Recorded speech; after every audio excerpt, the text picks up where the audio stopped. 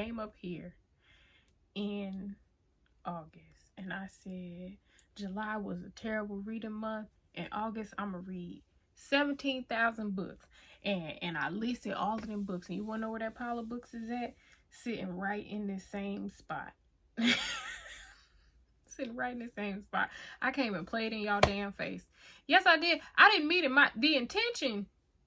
The intent was there. The intent was there. I promise it was.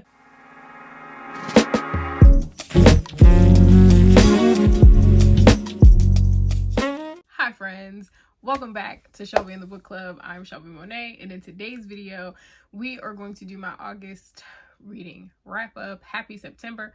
August obviously had places to be. That hussy, she said, she waved and she said, "Hit your ride, ho," and then she went on about her business. So we're going to talk about what I read in August. I'm not even going to bother with September hopefuls.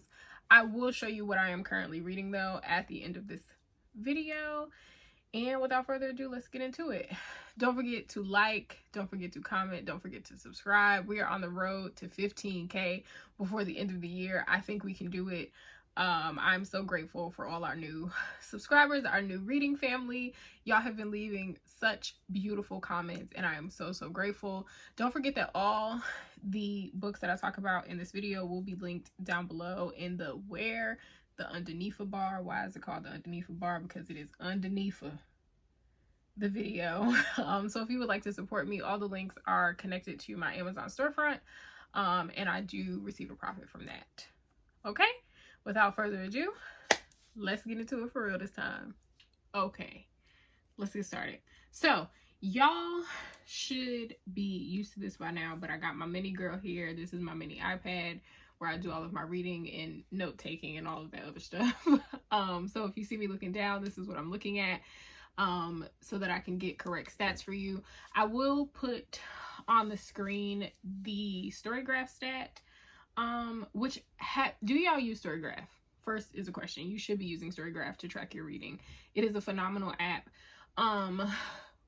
They have created a new graphic of a calendar that I absolutely love. So I will put that on the screen while I talk through what I read for the month. I also will put on the screen the titles of the books that I read.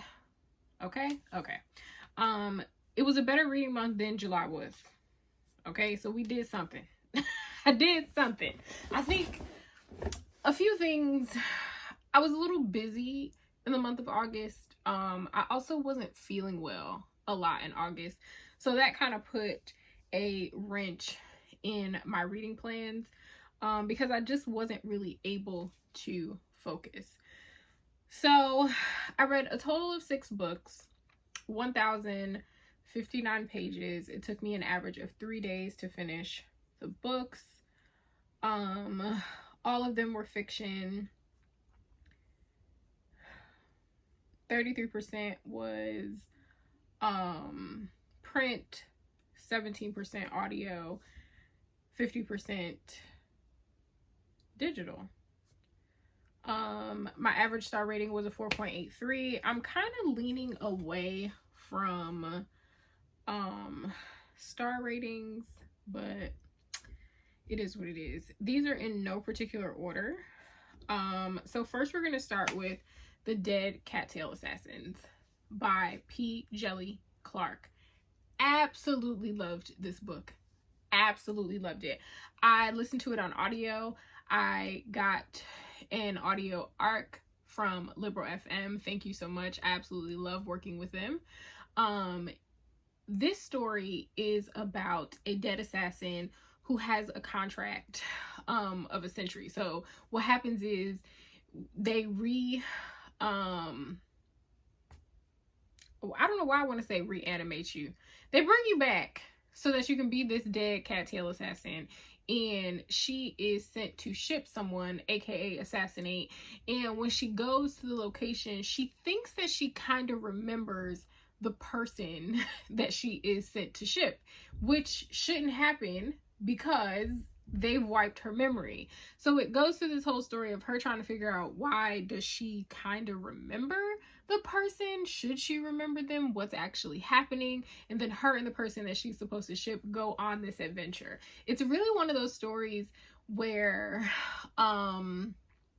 if you want to read it at a surface level, you can.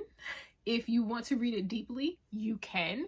I thoroughly enjoyed it. I think this book is for people that are both really into fantasy and want something quick to read, or are looking to get into fantasy but are a little bit afraid of world building and like all of that stuff.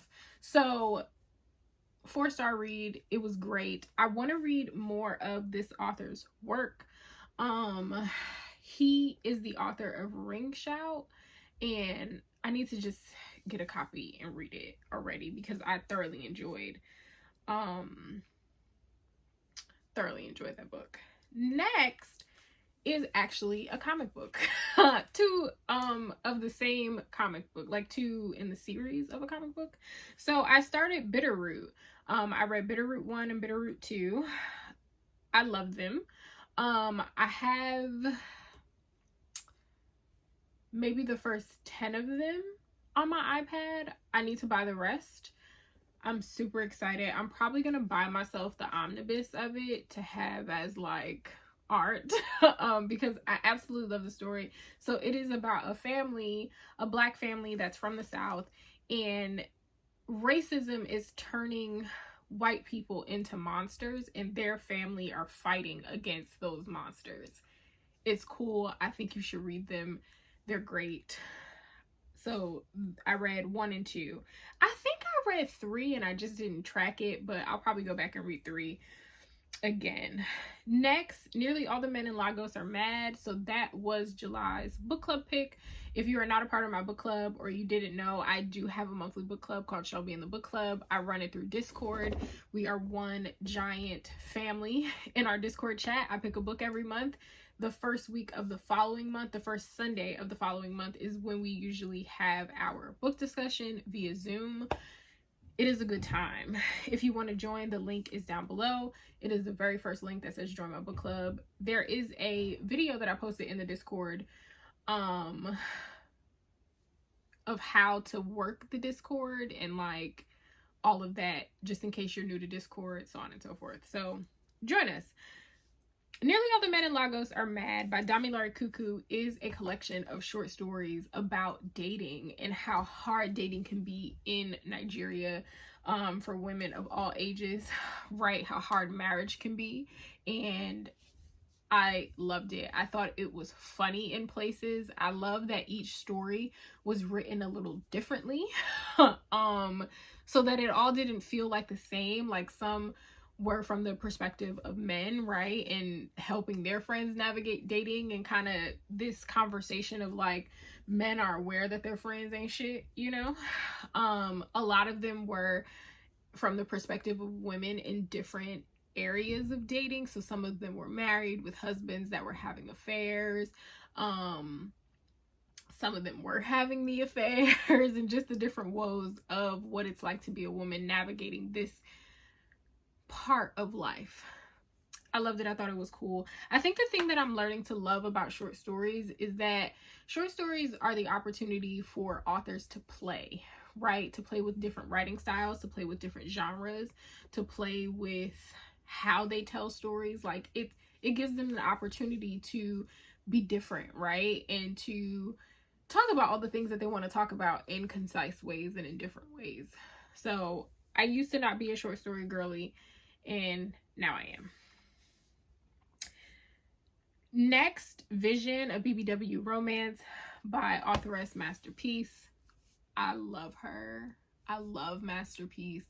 There isn't anything that she's written that I haven't really loved. Vision is about a man named Vision who is a dom. Y'all know that I love me some BDSM. I ain't gonna stop neither. But Vision goes through some tragic stuff, and it causes him to, one, have issues with his eyes, but also to become very shut down in the Department of Love, which rightfully so, right? And he meets someone. It changes his life. It's very spicy. It is only 166 pages. You can read this in a night. It was great. I loved it. And then last but certainly not least, The Offer by T.M. Richardson. Oh! I love Tia Richardson. Tassie, I love you so much, girl. I love you. You're awesome. I did not think anything could get nastier than The Oath. I didn't think it could. And then it did. And then it did. The Offer tells the story of a woman that is propositioned by two men who are bisexual men. They are in a relationship, but they both have high profile careers. So they are not really open about their relationship. Not that they're necessarily embarrassed by it. I didn't necessarily get that vibe from the characters, but it's more they understand the way of the world and they understand how it would affect their jobs. They ask her to sign this contract where she is going to pretend to be one of their fiancés while she is living in the house and being shared by the both of them. There is a lot of group activity. There is a lot of sword fighting. It is phenomenal. It is great. I love it. I love it. I love it. I love it. And that's it, friends. I will show you what I'm currently reading right now. Give me a second. My current read for September is The Rich People Have Gone Away by Regina Porter. This came out last month and I had my eye on it. They had sent me an e-arc on NetGalley. I'm really bad about using NetGalley, so I've given up. So I just went out and bought the copy because I knew that I was never going to. The interface for NetGalley is just hard to use and whatever. It is a mystery thriller type situation that does take place during the beginning of the pandemic in 2020. So if you don't want to read about that, trigger warning, it does talk a lot about the pandemic and how people are navigating the pandemic. I'm intrigued. I ain't been able to put it down. I'm about 100 pages in. You might be able to tell by my index card that I have a lot of thoughts. Look out for a reading vlog because I am recording a reading vlog currently and I'm reading this in it and I'm talking about it as I go through, being as spoiler free as I can. I am not even going to do September hopefuls to read because I'm such a mood reader and I just need to accept that about myself. So yeah, without further ado, if no one has told you today, I love you. You're kind, you are smart, you are important, if to no one else. To me, let me know how your August reading month went and let me know what your plans for September are or what you're currently reading. Bye, friends.